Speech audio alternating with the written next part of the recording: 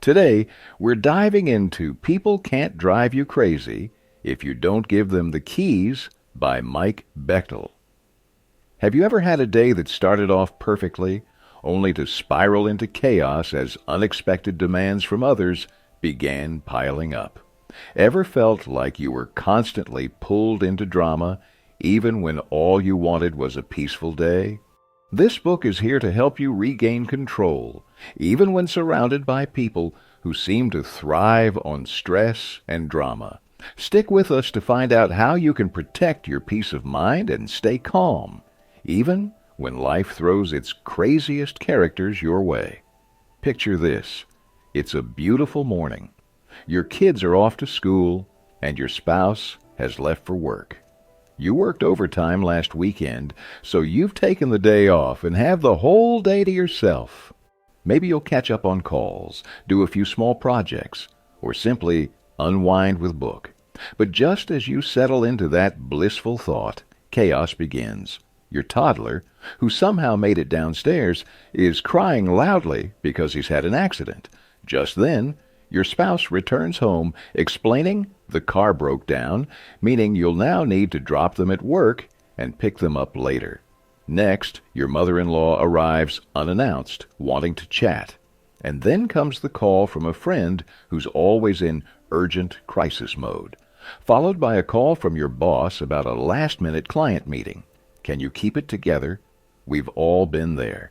It feels like no matter how much you plan for a peaceful day, someone or something is always ready to push you toward the edge. The truth is, people often bring drama into our lives unintentionally, while others might even do it on purpose. They may not realize the stress they're causing, or perhaps they're the kind of people who enjoy stirring things up. Either way, these interactions can leave us feeling drained and frustrated. In People Can't Drive You Crazy If You Don't Give Them the Keys, Mike Bechtle teaches that while you may not be able to control these chaotic people, you absolutely can control how you respond to them. This book is about taking back your personal power, setting boundaries, and creating a life where other people's drama doesn't have to dictate your day. So if you're ready to stop letting others drive you crazy and start feeling more in control of your own happiness, let's jump in and see how you can take the keys back. I'm okay. You're crazy. You might be thinking, life would be so much better without all this drama. And yet, without drama, some of the most compelling stories in our lives would be incomplete. Drama isn't about the routines we go through every day. It's the unexpected twists and turns that make life interesting. After all, reality TV thrives on drama, editing out the dull moments to leave only the highlights that capture our emotions. Drama tends to have certain characteristics. 1. It's emotional. The stress isn't just about problems or others' behavior. It's about how we feel and react to those situations. Imagine two people caught in the same traffic jam and arriving late to work. One might stay frustrated all day, while the other just lets it go. 2. It involves people. Drama often arises when people don't behave as we expect. Your coworker arrives late, or your teenager talks back to you. We get upset because they're not acting as they should. 3. It's unexpected. Drama tends to come out of nowhere, like getting sudden bad news or an unexpected job loss. These situations throw us off because we're not prepared to respond. 4. It's personal. There are countless unusual events happening worldwide, but we only feel impacted when it affects us personally. For instance, hearing about an executive who misused employees' retirement funds might seem irrelevant until you realize that you work at that company. 5. It's exaggerated. Often drama grows when we start exaggerating situations in our minds. A small issue can become a massive stressor because we amplify it, adding layers of frustration that weren't there initially. Sometimes it's the people closest to us who create this drama, whether it's family, co-workers, friends, or even our partner. They might not mean to cause stress, but their actions make us feel out of control. So how do we handle this? Mike Bechtle offers 3 steps for dealing with life's drama. Step 1. Try to change the situation or the person's behavior. Start by looking for a creative solution. Maybe you can have an honest conversation or work together to find a win-win solution. Step 2. Change your attitude if the situation or person won't change. If you can't change the person or situation, shift your perspective. Find a way to respond that doesn't make you feel like a victim. Step 3. Accept or walk away. Sometimes the best option is to distance yourself. For instance, if you have an over-demanding boss who rarely appreciates your efforts, consider finding another job or requesting a transfer to a different department. However, make sure that accepting a situation is a last resort, only after you've tried every possible way to improve it. For example, if you feel drained after hosting family for Thanksgiving every year, consider setting boundaries.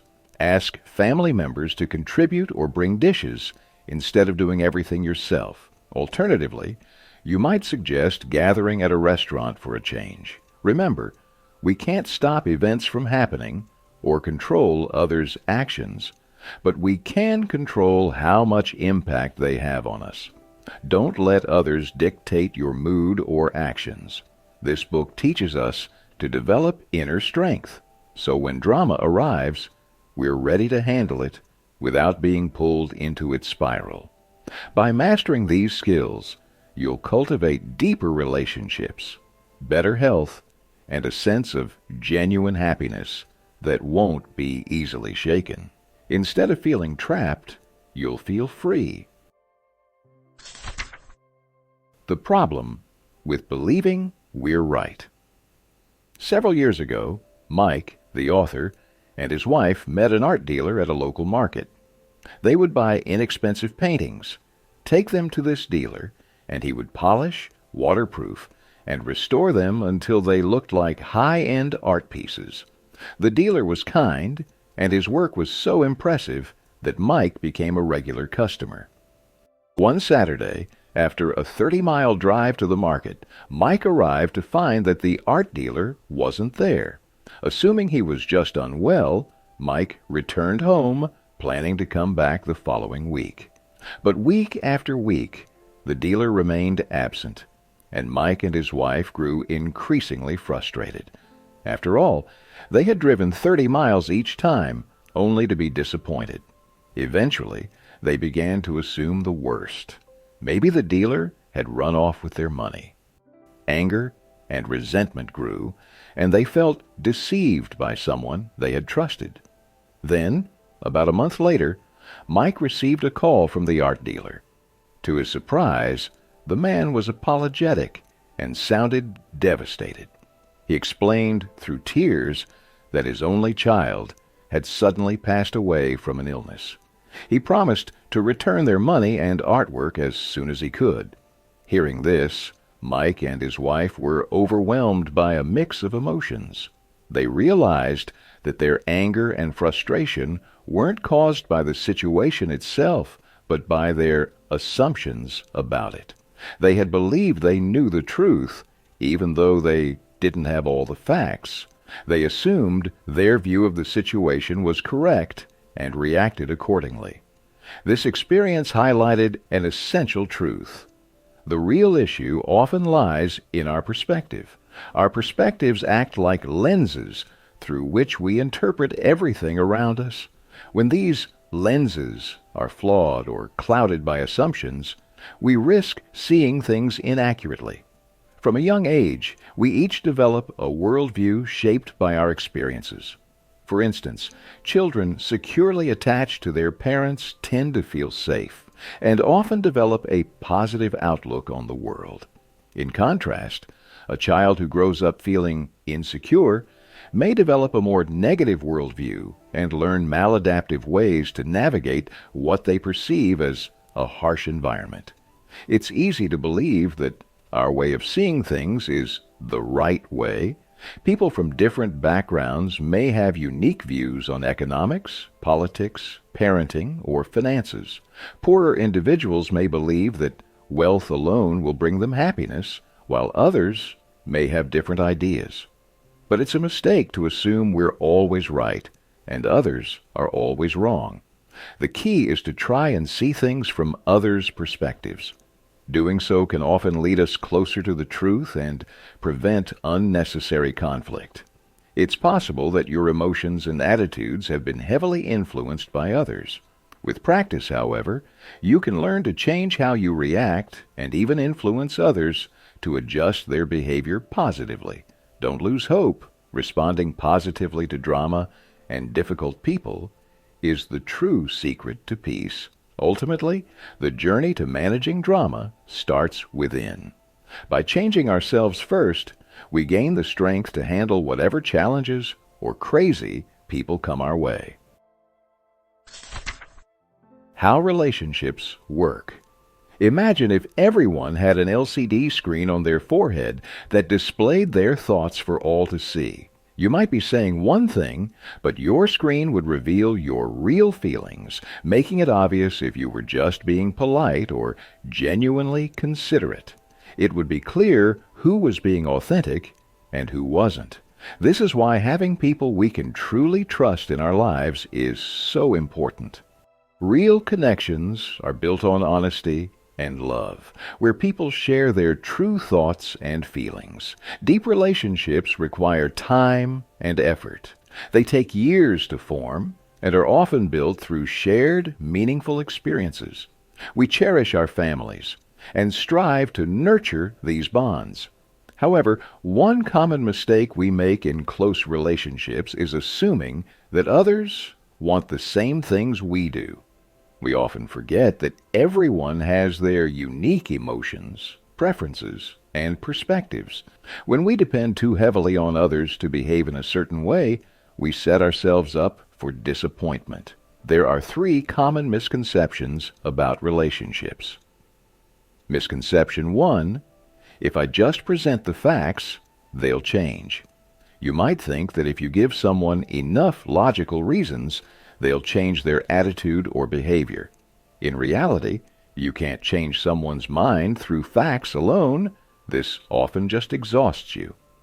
Misconception 2: I'll only be happy once we're fully connected. When you depend on someone else for your happiness, you allow them to control your emotions and choices. You may become their victim, holding on to the hope that they'll eventually change, only to waste precious time. Misconception 3: if I'm patient enough, they'll change one day.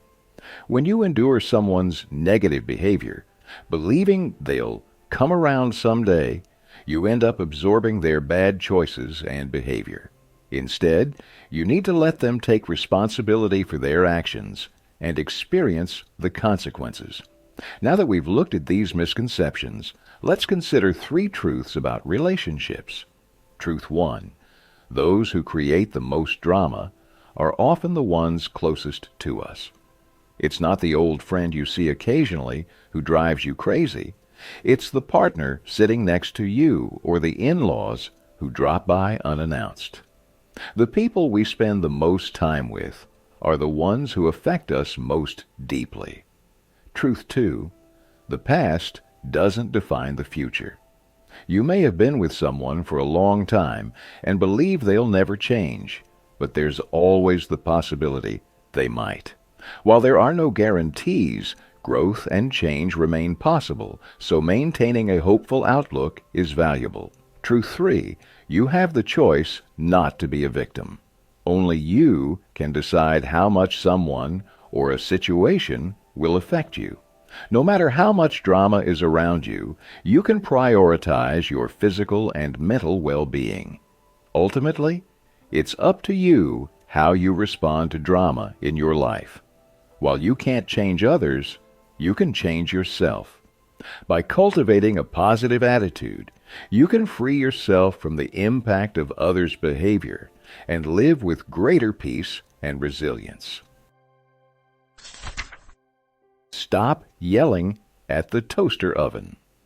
The author, Mike, drives a lot for his work, moving between offices to train employees and managers. Living in Los Angeles means he's often stuck in heavy traffic, even on the freeway. Most drivers around him are frustrated, honking, speeding, and yelling. Traffic, it seems, controls their emotions. But Mike has a different approach. He realized that getting angry in traffic doesn't change anything, so he decided to change his response instead. To avoid traffic, he leaves home a bit earlier, finding less congestion on the road, and often arriving early, where he can relax in a nearby cafe while he waits. For his drive back, Mike takes alternate routes and listens to audiobooks, traffic updates, or calming music. He can't change the traffic, but he's found ways to make it less stressful. This story highlights an essential principle: understanding what you can control and what you can't. For example, you can control how you raise your children, but you can't control what choices they'll make as adults. Sometimes, watching the people we care about make poor choices can be painful. We want to help, but everyone has their own perspective on life. We can't force others to follow our way. It's natural to hope that people will change, but there's no guarantee. Instead, we need to balance hope with reality. This means not giving up on people or situations, but also protecting ourselves from getting hurt. Getting frustrated or yelling isn't going to help anyone. It's about focusing on what's within our control and letting go of what isn't. Here's a quick exercise. Consider the following situations and think about which ones are within your control. 1. Where you work. 2. Other people's opinions. 3. What you eat. 4. A flight delay. 5. How you spend your free time. 6. Wars happening worldwide. 7. The choices you make in life. 8. Whether it rains or not. 9. Your attitude. 10. The stock market. 11. Who you spend most of your time with. 12. The time the sun rises. If you look closely, you'll notice that the odd-numbered items are generally within your control, while the even-numbered ones aren't. In short, only one thing is truly in your control: yourself. Trying to control the world around you only brings anger, frustration, and stress. Think back to a time when someone upset you and you couldn't stop replaying their words in your mind. You might have spent hours or even days stewing over what they said or did, letting it ruin your mood long after they were gone. Now imagine if you reacted differently to that situation. Instead of holding on to the anger, you choose to stay calm, forgive, and focus on finding a solution. By doing so, you free yourself from unnecessary drama and resentment. That person may have been challenging, but as long as you don't allow them to affect you, they lose their power over your peace of mind. In essence, the world and the people in it may not change, but how you choose to respond can make all the difference. The impact of influence. There's a popular idea. You become like the 5 people you spend the most time with. Do you agree? Can you see the truth in it? Think about those 5 people in your life. Have they shaped who you are? Mike and his wife have been married for over 30 years, and they have close friends at their church they see every week. Mike believes that his wife and these friends have greatly influenced him over the years. Their lives are closely connected and mutually impactful. Consider the 5 people you spend the most time with. Do you think they're also becoming more like you? Are you influencing them just as they're influencing you? And is this mutual influence a good thing? Often, we are most influenced by those who accept us as we are, rather than by those who try to change us. Therefore, choosing the people we spend most of our time with is essential. To grow as individuals, we should connect with people who inspire us and encourage us to be better. They don't need to formally teach us, but rather serve as examples through their actions and responses to life's situations. Good influencers don't force change on us. They lead by example, and we naturally start to adopt their positive qualities over time. Likewise, you can't force others to change.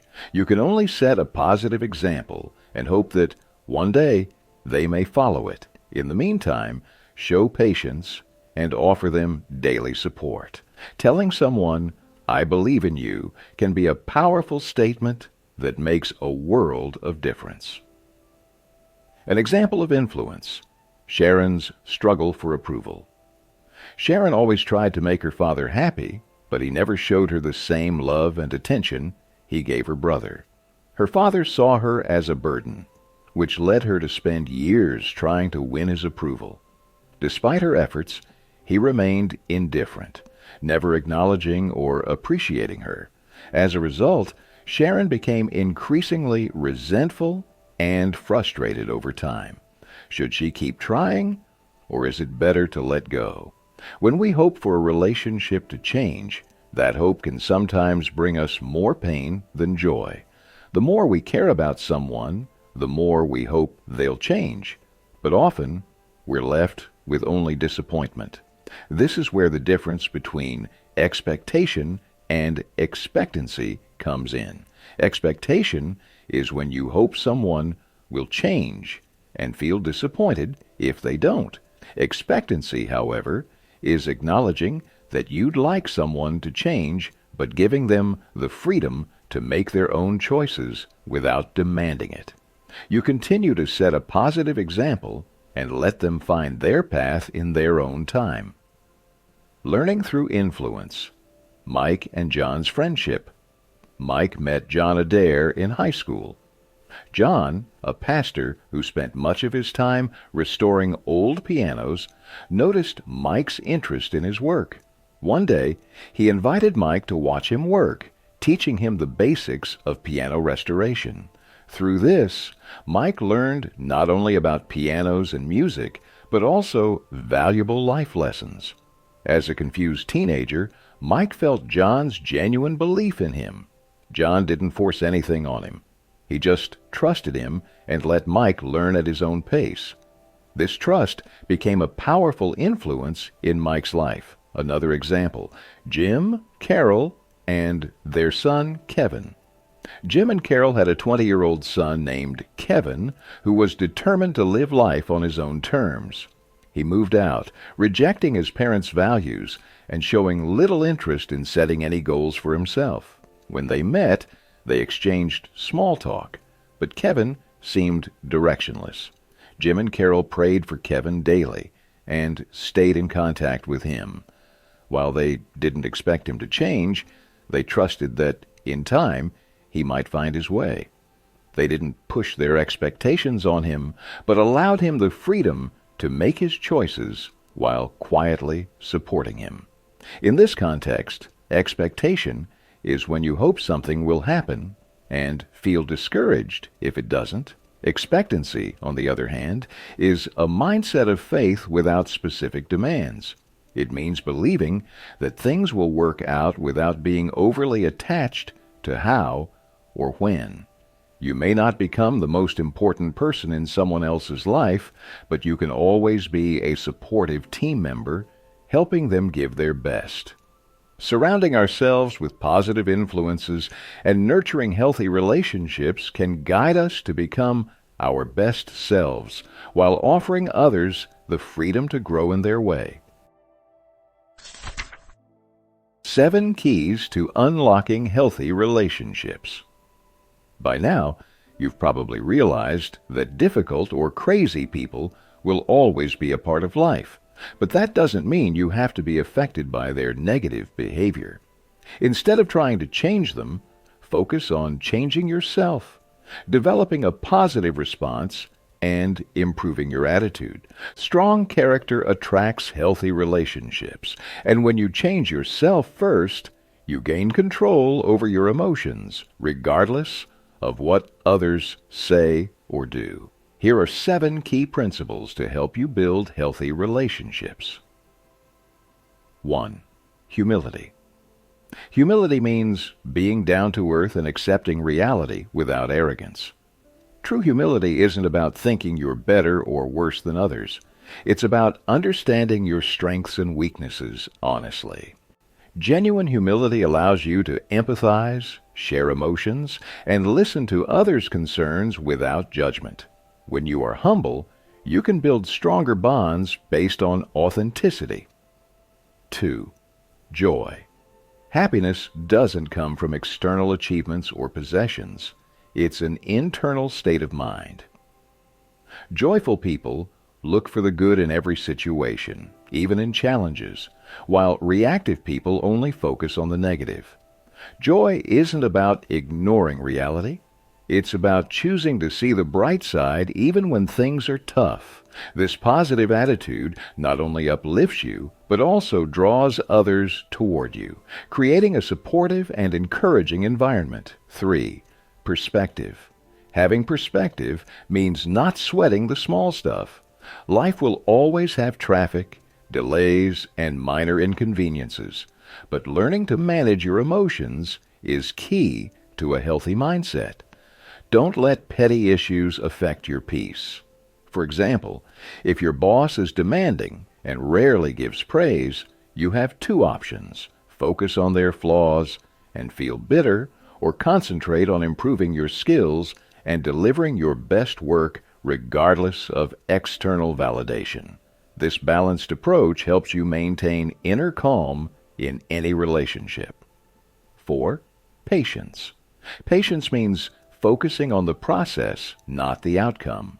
We often want those close to us to make better choices or see things from our perspective, but change takes time.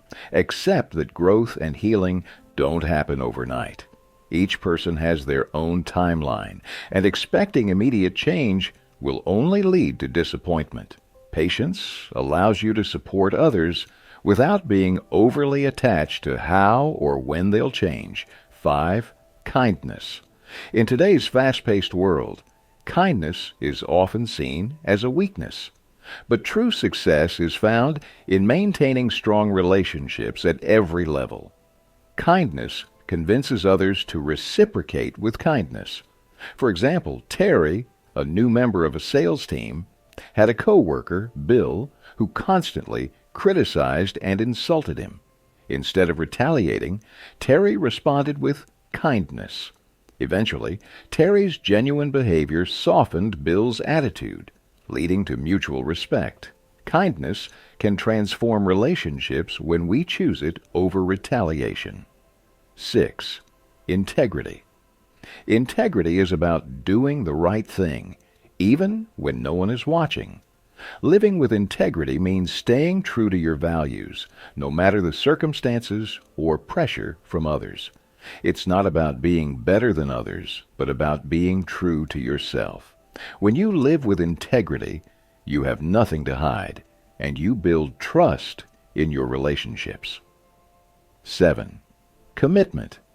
Commitment means standing by those you care about, even when times are tough. Relationships with family, partners, and close friends require dedication and loyalty. When you commit to someone, you don't give up on them, even if they are difficult or make mistakes. Commitment doesn't mean becoming a victim, but it does mean supporting those you love and refusing to give up on them. By applying these 7 principles, humility, joy, perspective, patience, kindness, integrity, and commitment, you can create and maintain healthy, fulfilling relationships. Changing yourself rather than others allows you to build stronger connections, free from the stress of others' behavior and filled with genuine respect and peace. Conclusion. Throughout this book, we've learned that drama is an inevitable part of life, but we always have a choice in how we respond. By focusing on our reactions rather than trying to control every situation, we can avoid falling into the role of a victim. First, we acknowledge that everyone has their own perspective, and it's a mistake to assume we're always right. Understanding this helps us listen to others and approach disagreements with an open mind. Next, we explored some common relationship misconceptions. When we love someone, we often hope they'll change, but we can protect ourselves from disappointment by not letting their choices dictate our happiness. We also learned that focusing on what's within our control is essential. Trying to change things beyond our reach will only lead to frustration. Instead, it's more rewarding to focus on self-improvement. Influence was another powerful concept. Real influence comes not from forcing change, but from being a positive example. Observing how others face life's challenges can inspire us to overcome our own, and in turn, we can inspire them by setting a strong example ourselves. Finally, we covered the 7 keys to building healthy relationships: humility, joy, perspective, patience, kindness, integrity, and commitment. By cultivating these qualities, we can create meaningful connections and build resilience against the chaos around us. Imagine a version of yourself who is calm, with complete control over your emotions. In this state, you'd be unaffected by traffic jams, long lines, or difficult people. Adopting this mindset can transform your life, bringing more peace and satisfaction. Remember, you always have a choice. You can free yourself from unnecessary drama. Challenges and difficult people can't harm your peace without your permission. Start applying what you've learned here today and see the difference it makes. Thank you for listening to this summary of People Can't Drive You Crazy If You Don't Give Them the Keys. As you move forward, remember that small changes in how you respond can have a big impact. Wishing you calm, clarity, and stronger, healthier relationships. Thanks again for listening.